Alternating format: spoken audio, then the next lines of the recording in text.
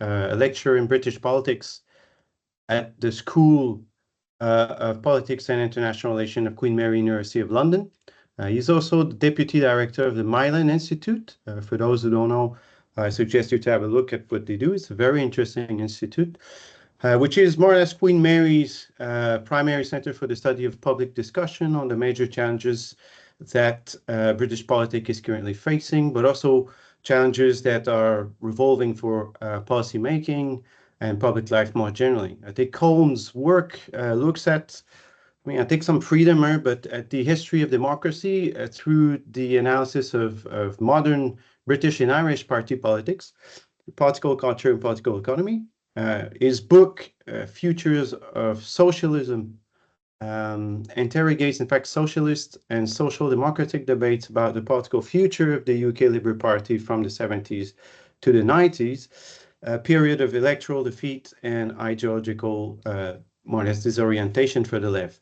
So he has also been involved in writing several articles, provoking pieces such as The Polycrisis and Social Democracy, published in last year in Renewals, which was the interest also to have Colm talking to us today. So Renewal is a journal of social democracy, as well known, whose argument really served the purpose of the talk he's going to present today. So we're happy to having him amongst us for this seminar series, because I believe his contribution overlaps well with the two previous talks from Olivier Borras from Sciences Po, Michael Lawrence as well, who was there just before the Easter break with his understanding of polycrisis, which has been very popular. And mainly, I think Colm's work will interrogate polycrisis and provide us with some important form of question about, what implication does thinking in terms of polycrisis have for social democrats in the current era we're living in. So I leave Colm, you're free to correct anything I said or add anything you'd like. We're really happy to have you here to this webinar. And now the time is all yours. So great. Thank you very much for that introduction, Sebastian. And thanks to all of you for coming. I'm really looking forward to the discussion. As a political historian who spends most of my time speaking to political scientists, as Sebastian accurately introduced me, I'm looking forward to a much more wide-ranging discussion today. So it's worth starting by reiterating what we all know, certainly you know. Polycrisis has become a term of art in contemporary political analysis.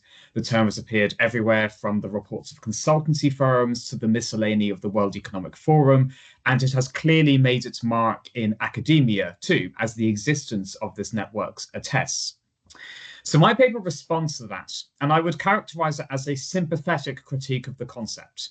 And it's a sympathetic critique that I hope you find stimulating and useful for your own work. And I'll get on to what I mean by that at the end of my paper.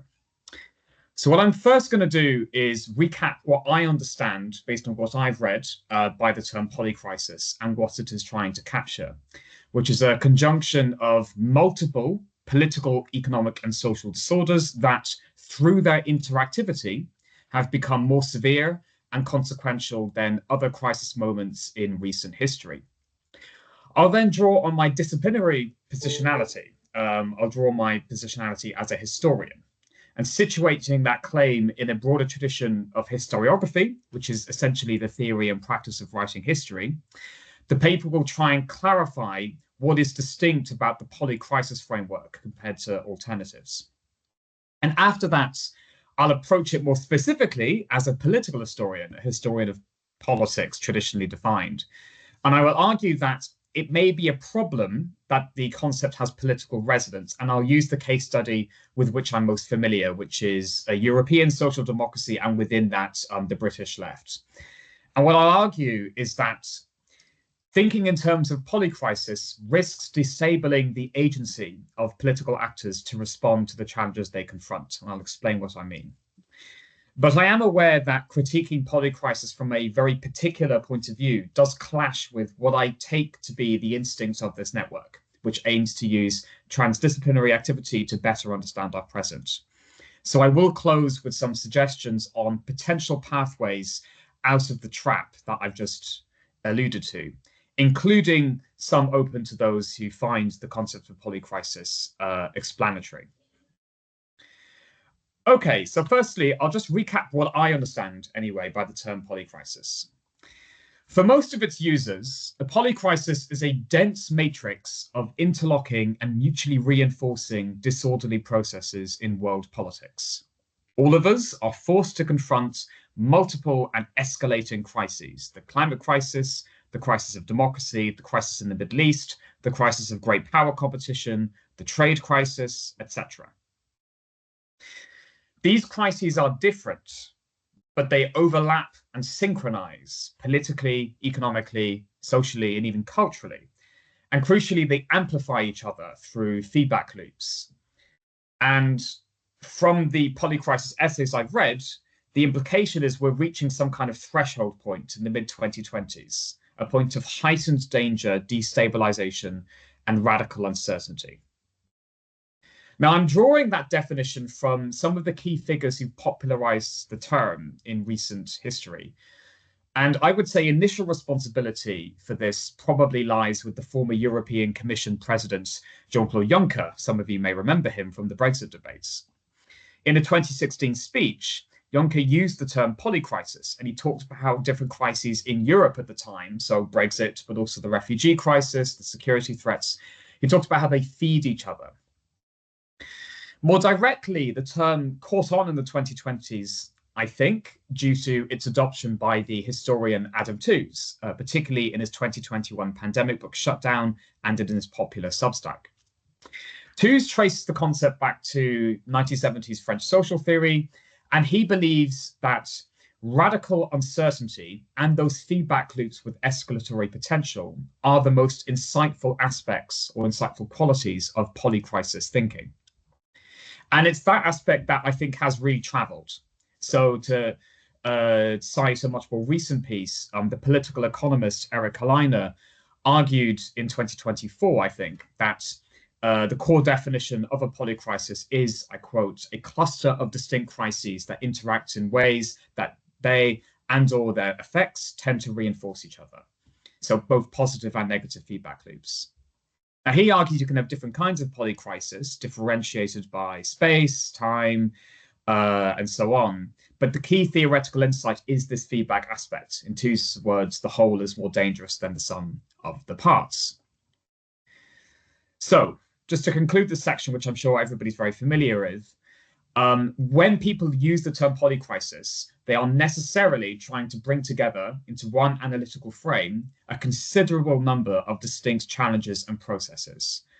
And that usually includes some combination of the climate emergency, culture wars, actual wars, the fragility of liberal democracy, technological change, the return of inflation, etc., etc. Now, I think it's worth reiterating a recent example just to remind ourselves, certainly me, of why this is so insightful for so many people. The way different crises can interact can be illustrated with a very obvious recent example.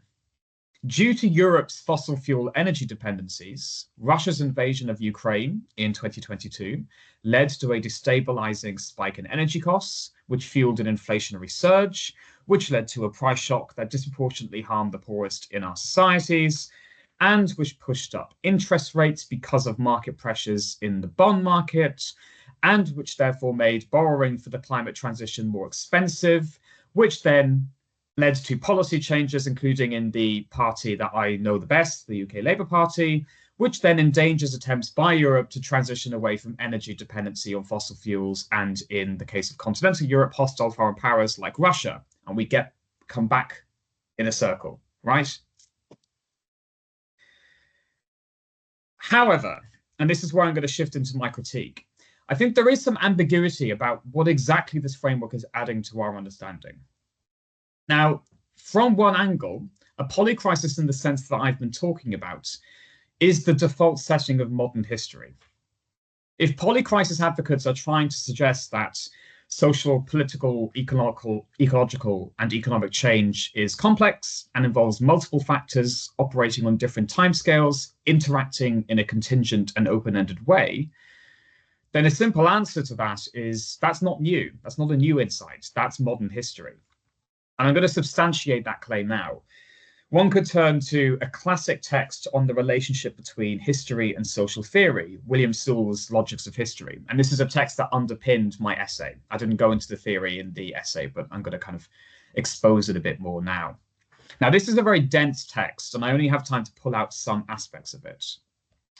One of Sewell's aims in this text was to elucidate the theoretical assumptions of most academic historians. Historians are really bad about talking about their underlying theoretical assumptions, so Sewell's aim here was to bring them out to the surface.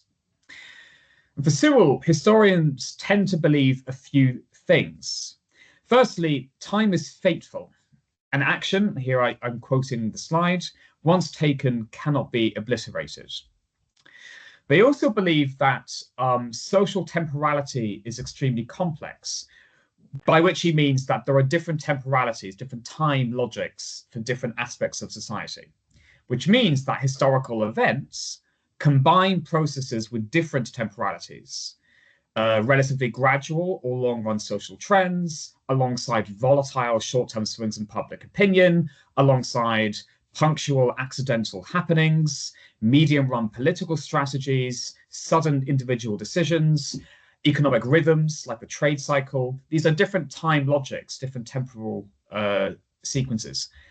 And they're combined together in specific places and times in a particular sequence. Now, what this means is that the outcome of any action, event, or trend is likely to be contingent upon the complex temporal sequence of which it is part. It implies, to summarize, causal heterogeneity, and multicausality. Now, whilst certain kinds of social scientists look for regularities and likelihoods across time and space through careful selection of cases, historians don't do that for the theoretical reasons I've just outlined. Instead, historians look for the origins of specific events in specific places at specific times. And I think it's worth using a classic example here, which I hope people will be relatively familiar with, which is the first French Revolution of 1789. Apologies for choosing a relatively Eurocentric example, but it is one that Sewell uses himself, and it's a useful example to use for the very abstract material I have here. So the French Revolution was a contingent process created by accidents, but also by the interaction of overlapping crises for the Ancien regime, operating on different logics and temporalities. French monarchy, Louis XVI, called the Estates General due to an escalating debt crisis and the need to raise taxes. And that debt crisis was due to a malfunctioning feudal tax collection structure that had evolved over centuries. But it was also due to decisions by Louis XIV on governing power structures about a century earlier. It was due to French losses in the 7 Years' War and debts accumulated there decades earlier. It was due to France's participation in the American War of Independence a few years earlier. And it also was dependent on things nothing to do with the French state. So when Sieyès declared the Third Estate a nation at the Estates General, he's drawing on Enlightenment political philosophy, etc., etc. What I'm pointing out here is you can explain the French Revolution, but you can explain it by beginning in 1789, or in 1775, or in 1756, or in the 1500s. And you can explain it through military, financial, philosophical, social, and political dynamics, all of which overlapped in a particular moment and amplified each other. You start seeing the similarities here with polycrisis thinking. Now, of course, polycrisis advocates like Tooze are often aware of this. I mean, Tooze is a historian, so he's definitely aware of this. So what they're doing instead is trying to make or imply a more ambitious claim. They assert that it is not in any way clear from our vantage point and within our existing intellectual frameworks what factors are driving our disorder and what will define our future. And Tooze is implying that our moment is unprecedented in all modern history. So what he's effectively rejecting is the other core part of Sewell's theoretical account. Sewell does not just emphasize complexity and multicausality, he also emphasizes chronology. So the way we make sense of that mess is through chronology. Historians see the flow of social life as punctuated by significant happenings, complexes of social action that somehow change the course of history. That's why historians talk all the time about turning points or watersheds and spend much of their conceptual energy dividing the flow of history into distinct eras that events mark off from each other. 1789 is a pretty classic one that people choose. What this means is that historians tend to emphasize, within particular eras, driving factors that condition others in order to identify what would have to change for different outcomes to emerge. So to come back to my classic example, before 1789, one could identify a pretty dysfunctional feudal tax structure as a persistent factor in shaping and molding French society. Nobles didn't have to pay taxes. Many of French producers did. After that's gone, we can say France is in a new historical era, shaped by different dynamics. It means we can start pulling out some factors and saying they're more important than others. They're more driving than others before and after certain events. And as far as I can tell, this kind of turning point analysis is what many polycrisis advocates claim is no longer possible. Tooze makes a particularly polemical version of this case in an essay. He says that what makes the 2020s distinct from other crisis periods, such as the 1970s, in the essay he wrote, what makes it distinct is an absence of a single cause and a single fix. Now, I think that's a bit misleading, as I've hopefully illustrated in depth. Historical analysis never analyzes a single cause. That just never happens. So on those grounds, I agree with him. And I agree, too, that we should reject rashly linear and stageist views of the progress of history and predictions of the future. I'm not advocating we return to 1990s end of history hubris. But I do think polycrisis thinking is the opposite extreme.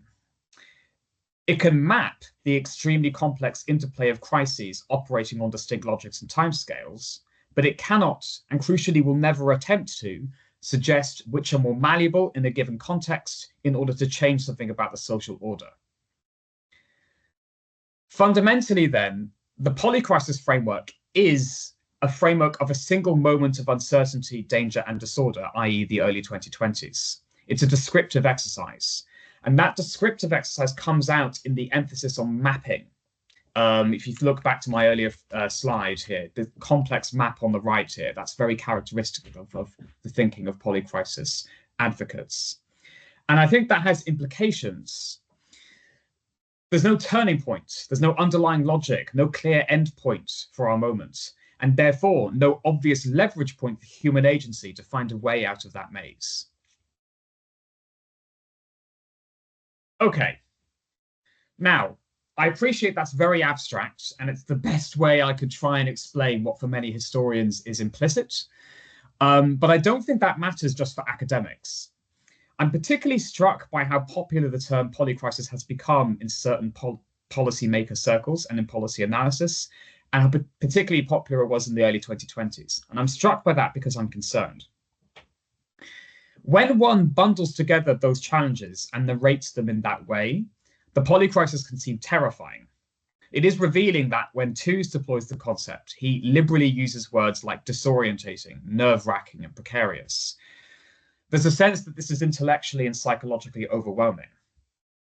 Now, that is very understandable. We all feel that at certain points when we open our phones to look at the news.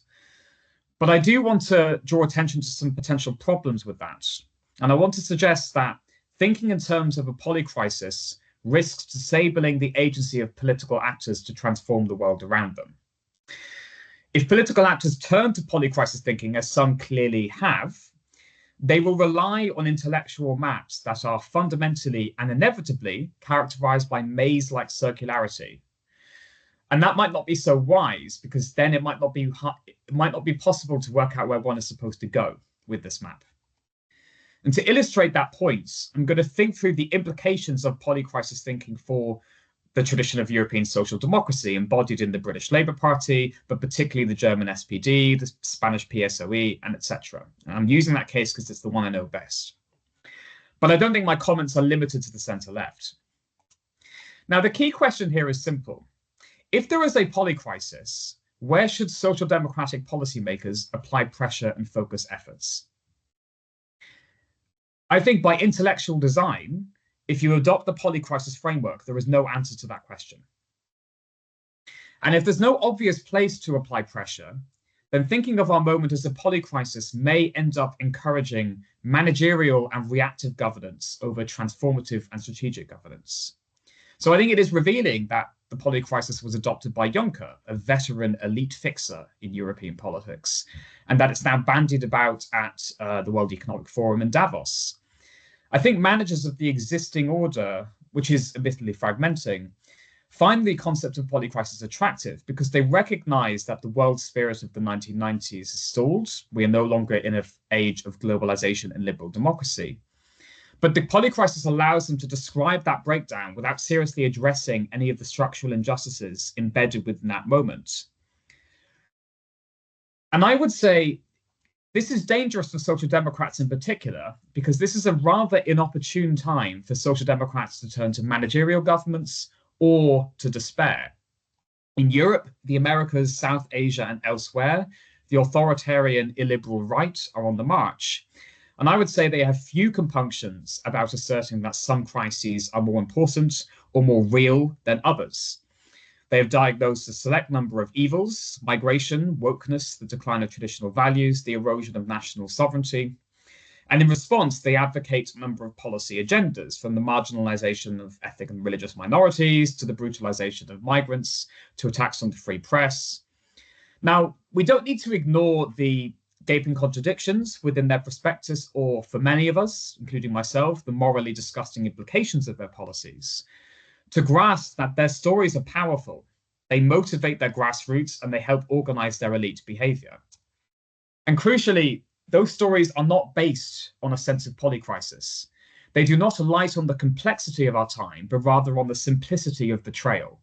For them, liberal elites in Brussels, London, and Washington have demeaned, deceived, and betrayed you, and you should fight back. That is a simple, directional story.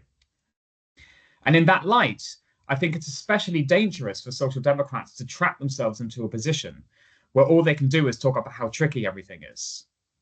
To respond, they'll have to mobilize coalitions of support and enact tangible policy agendas. And I think that requires clear directional thinking. It doesn't require a maze, it requires a sense of direction. But I don't want to end this paper by being critical, especially when speaking to the Polycrisis Network. So instead, I'm going to end by speaking about some, what I consider to be constructive agendas that can be supported both by those who find meaning in the polycrisis framework and by those who are dubious of it. And again, because it's the example I know best, I'm going to focus on political actors in the tradition of social democracy. So there are two overlaps I'm thinking of here. The first is risk management. If there is a polycrisis, then there may be a more positive role for social democrats in power beyond crisis fighting. And that would be focusing on using the state and civil society to actively manage risk in an egalitarian way. One way of defining the polycrisis, which I find quite helpful, is as a convergence of multiple escalating risks. That's why its adherents talk so often about uncertainty. Now, that can have technocratic implications, as risk is innately probabilistic. We don't speak about eliminating it. That's technically impossible. Instead, we manage it. We manage risk. But you can also redistribute risk from one group in society to another. That's what people mean when they use the misleading term de-risking. And if the polycrisis is essentially the destabilizing convergence and amplification of risk, then a social democratic response to that would be to consciously redistribute and socialize risk in society. Now, I appreciate that's a very abstract prospect. So what does that mean? Well, it can mean increasing security and resilience in trade policy and supply chains through things like friendshoring. Perhaps, for example, it can mean increasing trade ties with more reliable geopolitical allies and decreasing ties with more dangerous or unpredictable ones. It can mean increasing workplace security, such as boosting workers' rights. It could even mean opening up a new political case for classic 20th century social democratic projects and institutions: welfare floors, economic democracy, social rights, labor organization.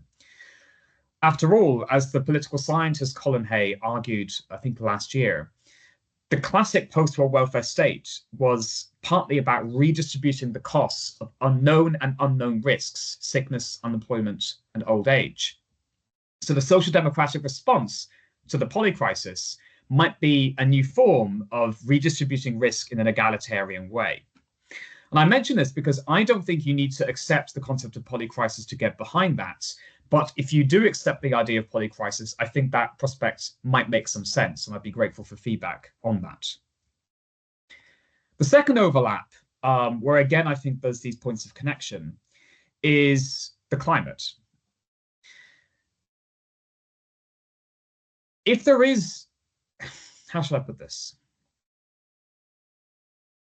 I think if we are in an inflection point, then social democrats have to choose an era-defining agenda, ideally one already emergent, and follow it through. Otherwise, their opponents will define the future, which means political actors necessarily have to focus on some crises or risks more than others. They have to be strategic with their energies. And there are a few options one could choose here. The dangers facing democracy, as I've already indicated, welfare and redistributing risk. But a strong contender, and I would suggest a necessary condition for all other goals, is the climate emergency and properly tackling it. And here I think this is another point of overlap with polycrisis thinkers. Despite his aversion to a single cause, and despite those complex maps, Adam Tooze has frequently identified the energy transition as utterly critical. And also, I would suggest, if one accepted the argument for an egalitarian management of risks that I just outlined, then urgently tackling one of the biggest risks of all, the climate emergency, would be central to that agenda. Now, by raising climate politics, I don't want to exaggerate the benefits of the green turn or ignore its problems, and it's worth spelling some of those out. The implications of the energy transition for other progressive ends like job creation are often exaggerated. There's no massive amounts of green jobs that are on the horizon. And while support for net zero remains robust at an aggregate level, certainly in the UK, particular policies, if mishandled, can become electorally toxic. Just as the recently ejected Ampelkoalition in Berlin, that split over a very controversial rollout of heat pumps. And that's not really surprising, given that the sums involved for the energy transition imply, for me, the effective suppression of consumption to redirect resources to reinvestment. The sums are so large that that is what is implied. But it is difficult to avoid the conclusion that addressing the energy transition wholeheartedly is an unavoidable condition for all sorts of goals. The dangers of authoritarian populism are hardly going to be alleviated by plausible future scenarios, such as the destruction of human habitats and resultant mass migration to temperate parts of the world. Nor are the risks of military confrontation likely to subside if we enter a world of rapidly depleting natural resources. And Colin Hay, who I cited earlier, has argued that the welfare state is itself fundamentally vulnerable to a situation of climate catastrophe, because climate disaster would ratchet up pressure on public debt remorselessly and rapidly, which would then raise the prospect of a fiscal crisis. So I think that tackling the climate catastrophe should be a policy-making priority, whatever intellectual framework one adopts. You can adopt a more traditional turning point framework and think, well, we are clearly in a turning point on the climate. Or if you adopt the polycrisis framework, you can understand how it underpins so many of the risks that confront us. And I'll end by suggesting that social democrats really should take that seriously, and they should try and protect the climate agenda as much as possible from wrecking interventions from other forces, economic, cultural, and political. The future is at stake. Okay, I'll stop there. Thank you for listening. Well, thank you very much, Colm. This was excellent and on time, so fantastic. I think you gave us, I think, a lot of material to think. And certainly, I think this critical voice is more than needed. I just want also to maybe highlight that the network in itself is not necessarily interested in using polycrisis as let's say a sort of realist perspective, or it's more what does it mean really to think in a time defined as in polycrisis. So I think your contribution is definitely connecting to that, and it's wonderful. I think from that point, maybe we could take some questions from the floor if anyone has questions. I think we have Sean McDaniel, Kate, maybe Poppy. I don't know if you can help me, but because my screen is limited in terms of who I can see. But Sean, if you want to go ahead, please do so. Thanks, And then Sebastian. Kate. Thanks, Sebastian. Can you hear me okay? Yeah. Great. Hi, Colin. Thanks for that. That was really, really brilliant. And yeah, found myself agreeing with pretty much everything you were saying there. I thought it was great. I just wondered if you did sort of touch on this a little bit, but I wondered if I could just push you a bit more on why you think Social Democrats in particular have adopted this position in relation to the kind of concept of polycrisis. What is particular about European Social Democrats that mean that they are have kind of gone down this route you described of potentially viewing this in terms of a kind of almost unmanageable set of crises, and the response to that being perhaps theorize in terms of a need to adopt a kind of almost kind of like technocratic managerial type response that you outlined as sort of potential risk. What is it about Social Democrats that mean that that's the kind of response? And just building on that, to what extent could that be a reflection of, I guess, in the way debates around social democracy post-financial crisis were all about, like the way in which European social democracy bought into those institutions of liberal globalization in the 1990s and 2000s. To what extent does that approach that we're seeing now reflect essentially it being a crisis for Social Democrats, a crisis of their attachment to those institutions of free trade, liberal markets, globalization, etc., that are in some senses at root of a lot of these interacting crises that we see now? Thanks. Thanks so much, Sean. It's really good to see you as well. I'm glad you agree with most of it. I'm very pleased. That's a really good question. I think my answer will necessarily have to be a bit speculative because it's hard to nail this down. But firstly, I think you're right to flag that this might be partly an element of culpability. If we don't adopt a strict polycrisis lens, but instead say there are underlying reasons for the situation we are currently in, and they might have something to do with the way the global order ran in the 1990s, then clearly European Social Democrats are a major part of that story because of the direction of European integration and how aspects of the Delors agenda didn't catch on. Clearly in Britain, New Labour's advocacy of a certain form of globalization. So I think you're right to hint that it might be the difficulty with confronting that that's part of the underlying reason. I also, though, think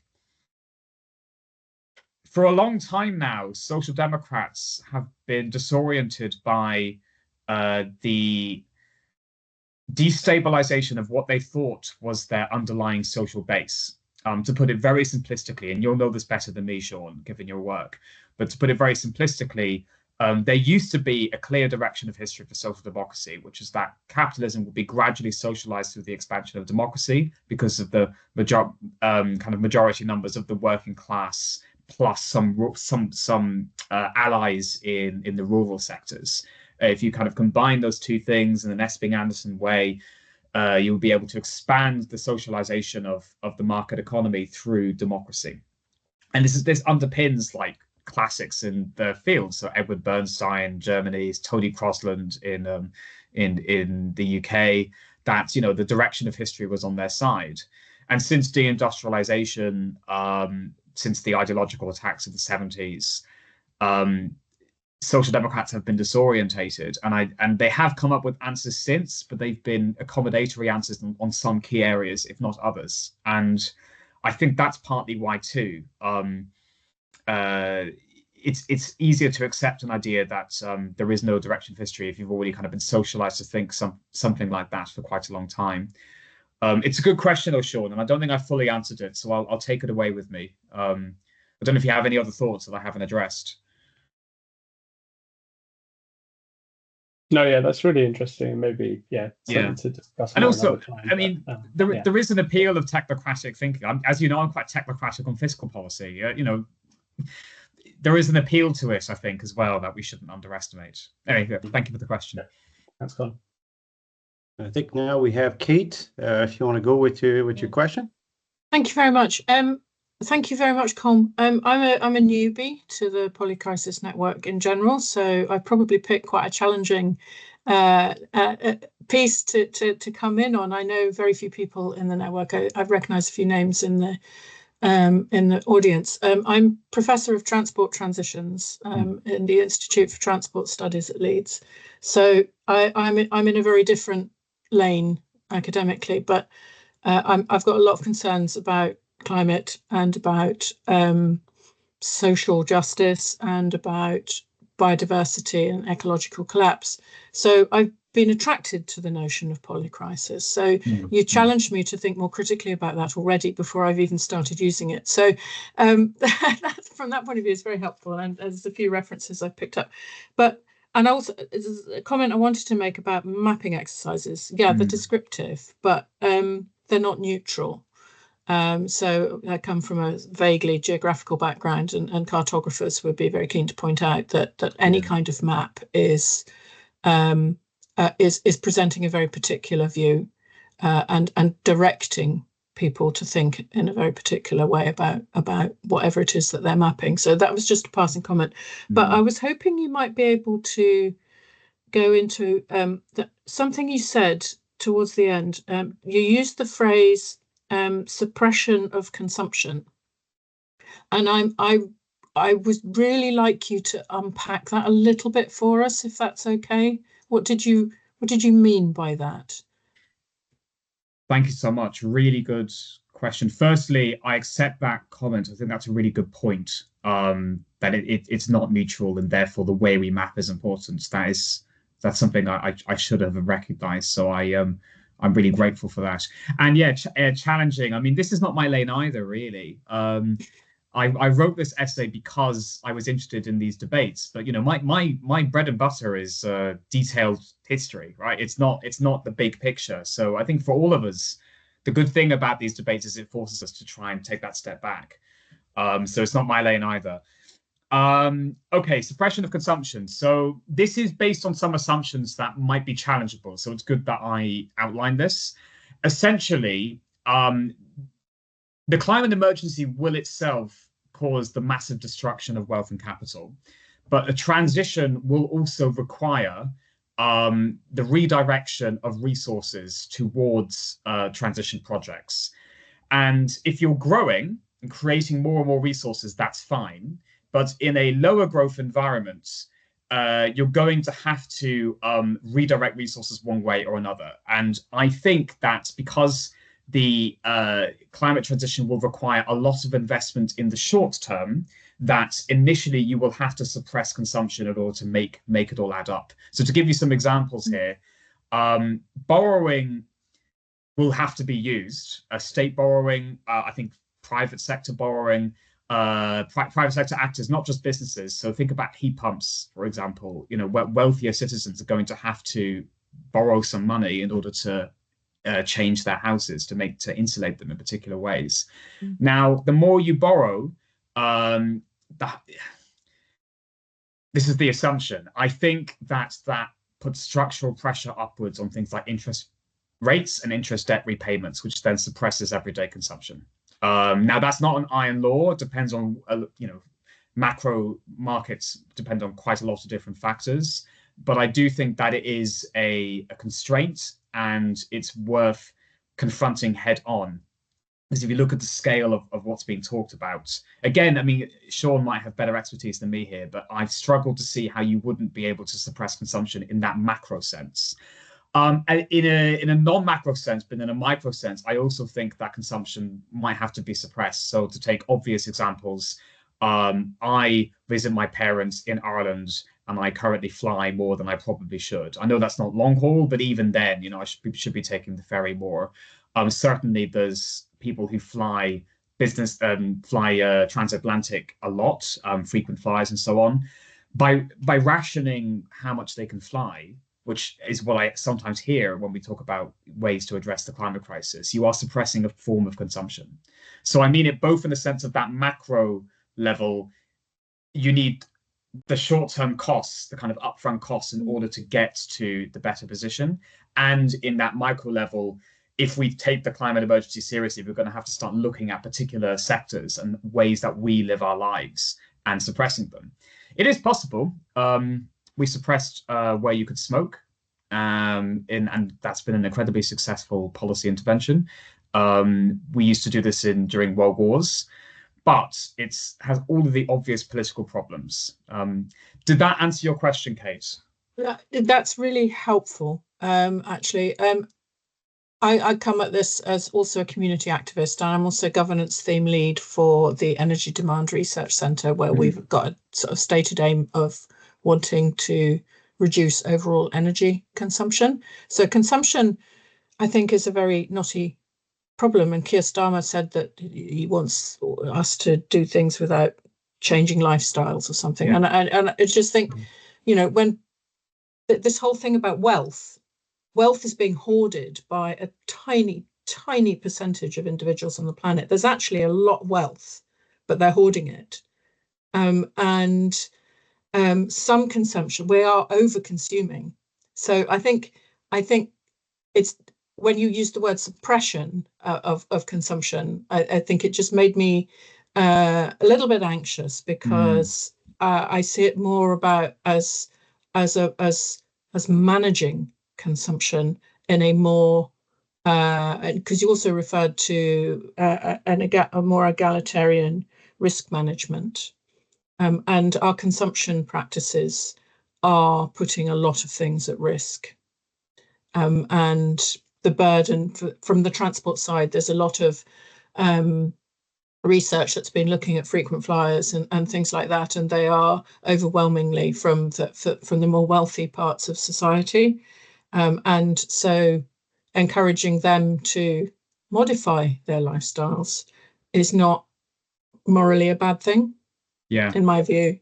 So yeah, I think it's a very interesting concept, this whole thing. A lot of it hinges around consumption, and our assumptions about how our economy should work. Yeah, that's interesting, and again, a good challenge of my choice of language. There's a reason why I'm in academia, not in politics, and one of them is my instinctive choice of words. Thank you very much, Kate. That's all right. I've really enjoyed today. Thank you so much. Yeah.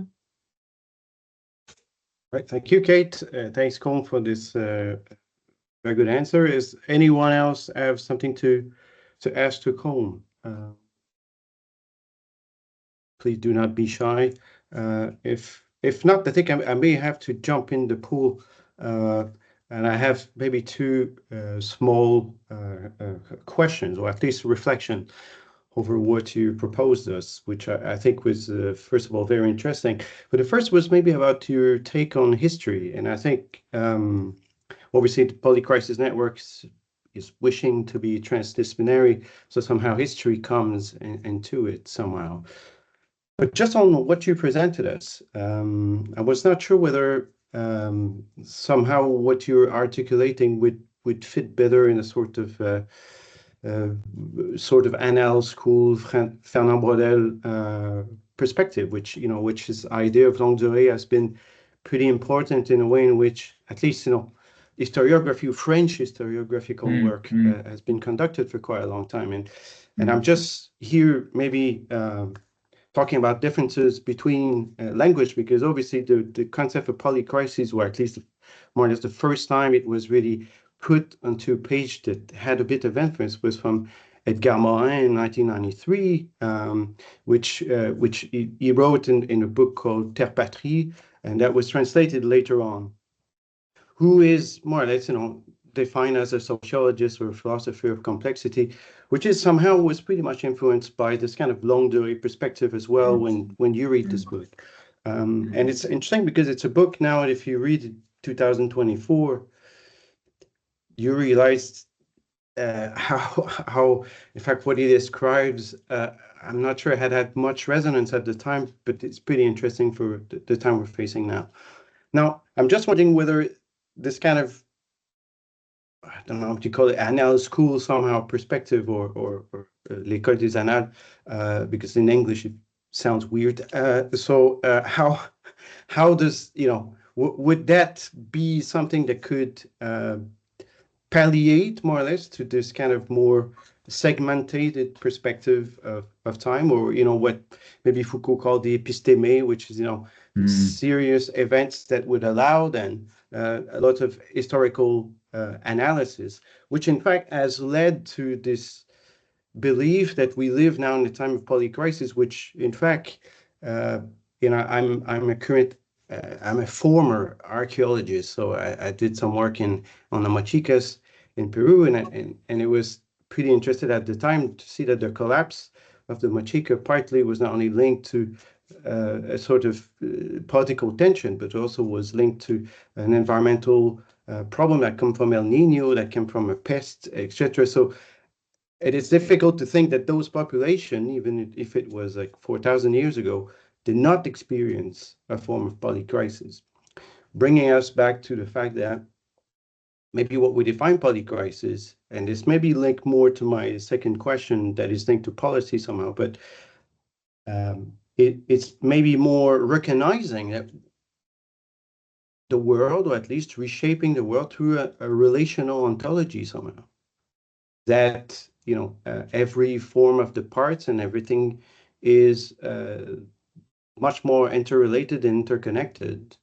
and always has been. It's just that the way in which politics works, it still rely on a very modern ontology that separates the humans from the non-humans, and that works on cause and effect, and is bringing together a sort of solutionism to the performance of everyday politics. And that is pretty much problematic within the wider realm of the interconnectivity of those issues. So, two sort of point that they're not really questions, they're more reflections that are linking, I think, to some of the points that you addressed that I thought were interesting, actually. Well, yeah. Yeah, thanks so much for that. No, I find that really interesting. I have to say, in our school, my French is not good enough to do anything else. How should I respond to this? Yeah, so I guess maybe a little bit of academic biography, if that's not too indulgent. Essentially, I was trained in the post-Annales and post-Marxist historiographical tradition, i.e., the rejection of structure that comes around in the 80s and 90s. You see this through the cultural turn. I wasn't trained as a post-structuralist, but I was trained in the sense that there's far more contingency than those historical schools allow for. And meaning also changes. So, you might have deep-seated long-term changes in the natural world, but you have much more change on the surface than Braudel would give credit for, because meaning is quite important at the surface level, right? I have, interestingly, moved a bit more towards the structuralists as time has gone on since my training, and I don't think that's a coincidence. I think it's because partly of what's going on around us that the polycrisis is also responding to. So in that sense, I'm sympathetic. I was more drawing on, I suppose. It's not quite a now. Like I'm not looking at those really long scale, deep stuff, the Atlantic world or anything. Of course. It's much more kind of over a couple of centuries in time scale. But I am looking, like path dependencies and deeper structures. But I would say, as a political historian, you do need to understand where there is space for agency, and this brings in your ontology point as well, because it can be quite difficult to speak to policymakers in particular and say, right, well, we're all interconnected and most of what's happening is because of stuff that's developed over 500 years. Like, what do you do with that as a policymaker? And that's kind of part of my pushback. It's to understand the issue properly and to not come up with solutions that are performance or nonsense, we do need to engage with the ASCOR and also with Latour social actor network theory. Again, I think it's no coincidence that TUS is influenced by Latour. It rejects that kind of simplistic modern ontology. But nevertheless, the political historian in me, the one that was trained to say that, well, the surface does matter more than people think. There are spaces open up for agency. And that's why breaking into those eras that are not a now era, but much more kind of modern, is useful. I think that is relevant and interesting. So, your reflections are really useful for me. I think I recognize them, and I certainly recognize them insofar as they stop us from adopting solutions that are clearly not viable, because they push against some deep-seated structural issues, and there's no realistic way that you can leverage anything to overturn them, not least the natural environment. But I would want to retain some shorter-term perspectives which allow for human agency at critical junctures, which means I would have to retain some kind of modern ontology. I don't go all the way with Latour. Humans still matter. They're still prime. I know this is very philosophically contested, but because of the problem, I think that's where I land. I hope that makes sense, Sebastian. No, I think, I mean, I'm not there. I'm not the the sort of arbiter of whether I don't want to normalize also or to bring this to a normative perspective.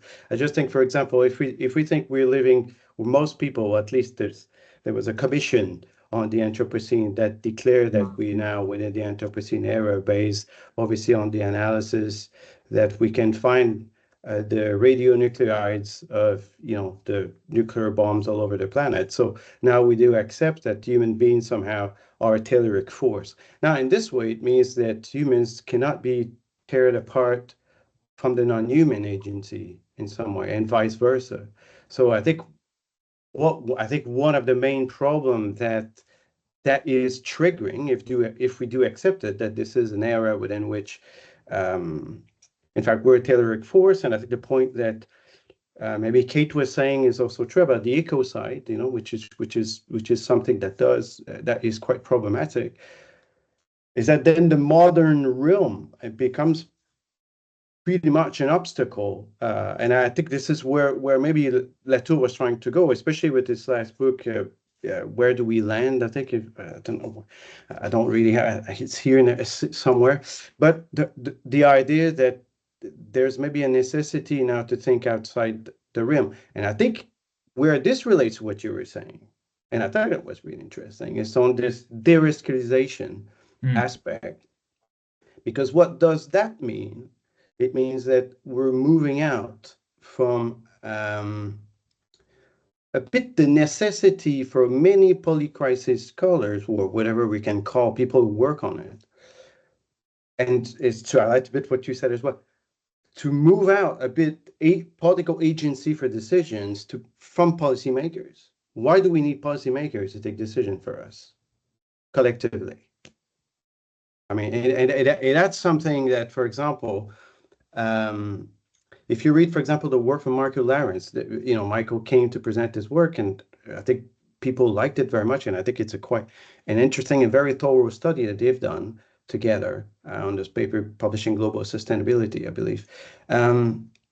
They still, at the end, give advice for policymakers. And I thought that's interesting. But why do we always need policymakers to take decisions for the collective? Because, the fundamental philosophical discussions about the political, the being with, for example, does not require only policymakers to give us the direction where we go. You see what I mean? So I think it's more that step there. That is difficult to accomplish, I agree. But that calls also on fundamental idea about democracy and plural power in some way. That's pretty interesting. But again, I would go to things like classics, the collective action problem, right? How do you the classic problematics of democracy? How do you deal with trade-offs? How do you deal with whether the collective is internally heterogeneous? All that kind of stuff. But yeah, it's a good challenge, and I haven't read Latour's latest, and I should. But Yeah. I mean, I don't know. It's just I think it's the beginning of a discussion. It's not necessarily, Yeah, you know, yeah, something yeah, that. yeah. But Yeah. but we also need to reflect upon what has solutionism provided us in the last 40 years. It's just in terms of international politics. What has multilateralism provided us that has been so fundamentally changing? And I think, you know, from all those form of questions, I think there's a global one that is about maybe embracing a different ontological relations with you know what we call humans, non-humans, whatever divide, if we go back to that. But I agree completely. I mean, I agree completely with you know what you presented today. It's very interesting, and obviously I'm aware of all the caveats that comes with that gets is sort of relational ontological perspective and post-structural way. I mean, it's not.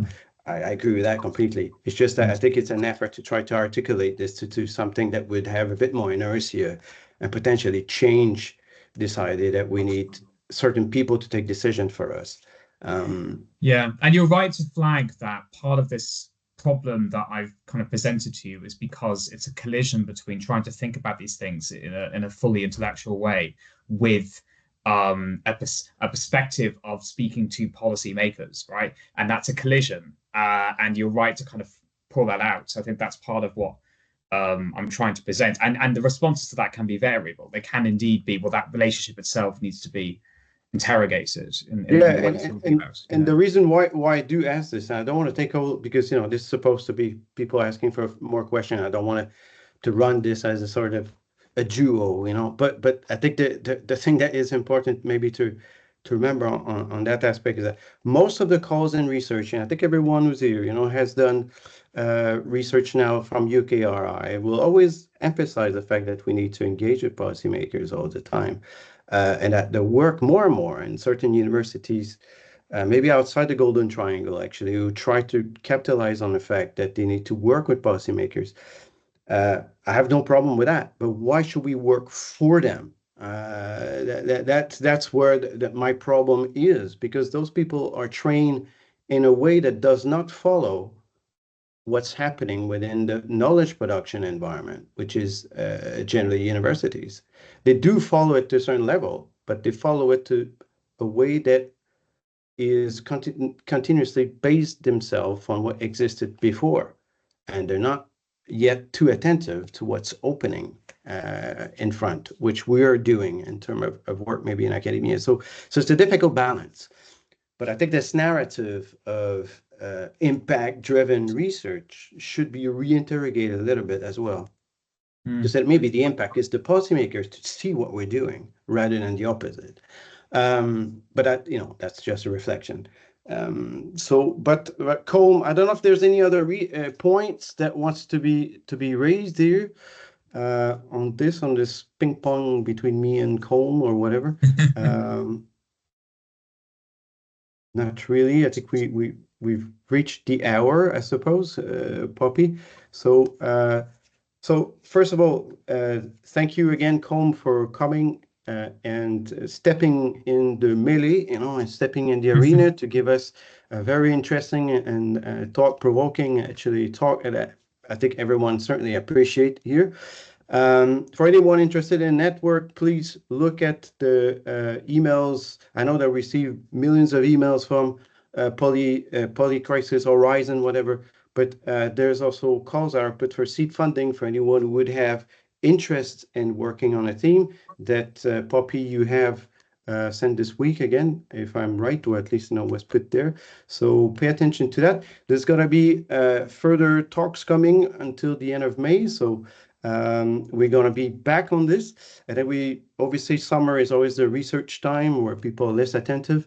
But and then we're coming back with the program that's going to be clearer very soon for the rest of the academic year. So Colm, you're always welcome to attend from a distance. And again, thank you very much for everyone attending today. And hopefully I'll see you in 2 weeks' time on the 29th, I believe, for another talk that's coming in very soon. Great. Thank you very much, guys. I really, really enjoyed that and took a lot from the discussion. Thank you. Thanks. Okay, thank you. Bye-bye. Thank you. Bye. Can't Bye. wait for the next one. Bye. Bye-bye.